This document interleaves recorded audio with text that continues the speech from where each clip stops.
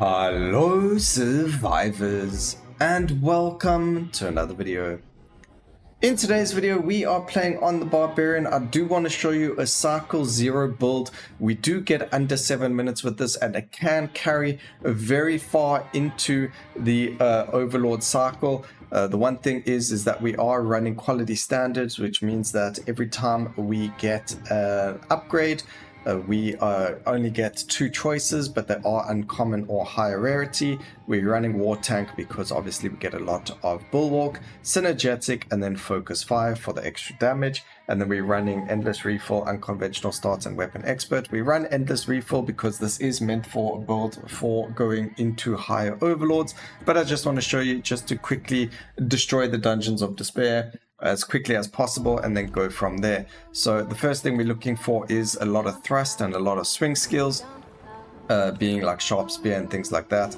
And then we're going to run to the corner. Obviously we want to get as quick as possible over here, and that's going to be really fantastic, and the time wise of course as well. So we're going to just sit in this corner trying to just move around the void presence over here, of course.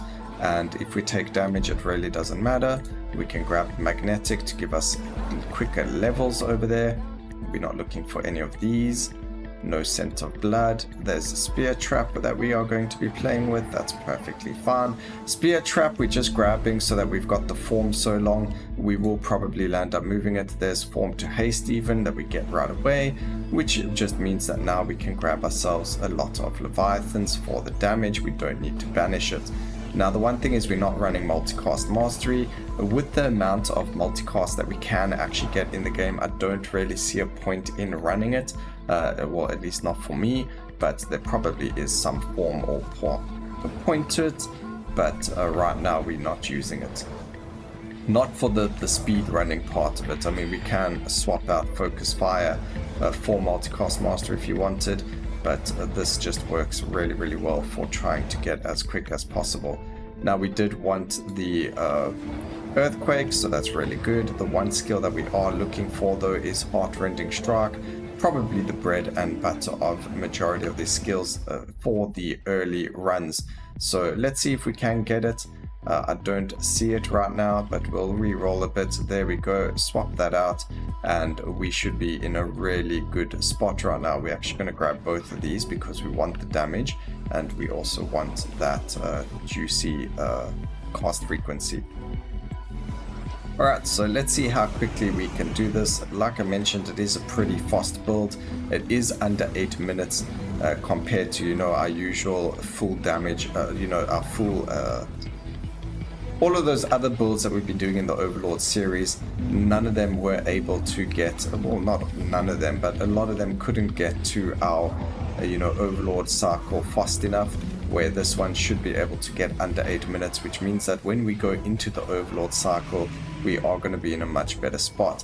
Now, because we have Earthquake as well, it turns out you don't need Exposed. So once we are at a good spot, you do actually swap out the Exposed for your Earth Shield for the healing, because you are going to need it at a later stage. So, you know, for me, it's better for me to go and level it up, but for you guys, you'll end up getting rid of your Spear Trap and your On Guard, and you replace it with other skills. In this case, it's going to be Armor Shatterer and something else, but for now, we keep it because for us, it's very useful.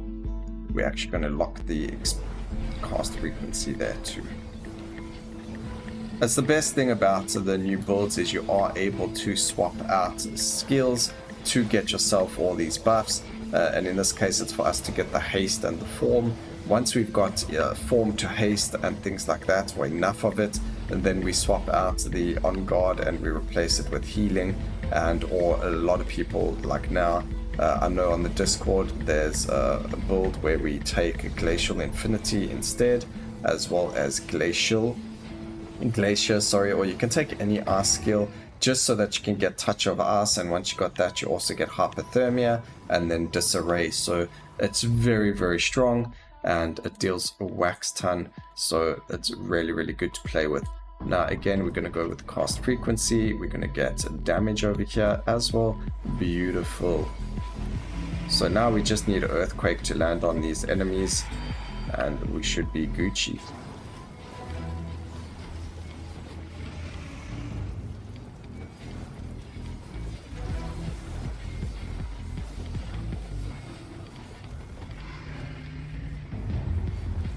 I don't think we're killing them fast enough. Definitely not. Alright, let's go destroy these towers since they're right here. I don't want to really move from the corner, but we're going to have to. We're going to relocate to a different corner because we're closer now to the top. Right over here.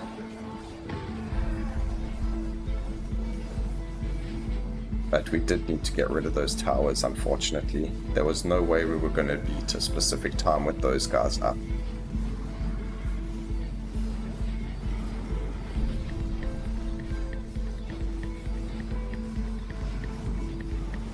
Be very sad if this isn't under 8 minutes. Okay, we're just grabbing damage for everything. I'm not going to reroll just yet.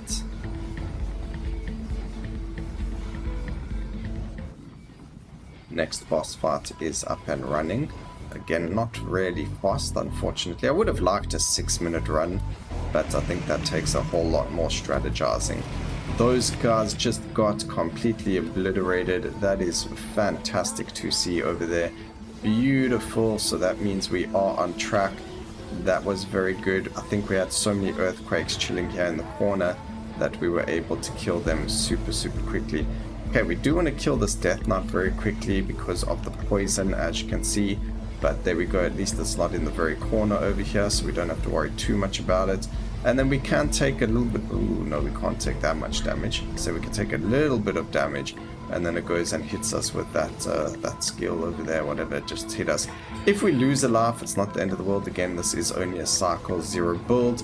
But for you guys, if you wanted to copy this or go further with it, try not to lose your lives in the very beginning. Although even if you do, it's fine, because you should be able to get them back much later. Well, you don't get the life back, but you're going to get a lot stronger to the point where you don't have to worry about it so much.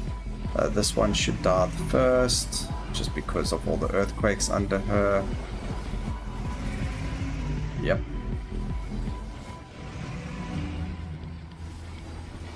Fantastic. 5 minutes 26. We can get ourselves an under 7 minutes over here. That will be really fantastic. Just depends how fast we can kill everything. Do we want to just move and kill this tower quickly? Come on. Looks like we're relocating to the other corner again, just so that we could deal with that. That's very painful. That did cost us a little bit of time. But if we get more area of effect, actually I want both of these, that should put us in a really good spot with the earthquake damage. Alright, so at this point we could probably land up taking out the On Guard and the Spear, but like I mentioned, we keep them for the Exposed right now and for the Form. Mostly for the Form and the haste on the other one, but there we go. Destroying the bosses, a 6 minute and 27 second time.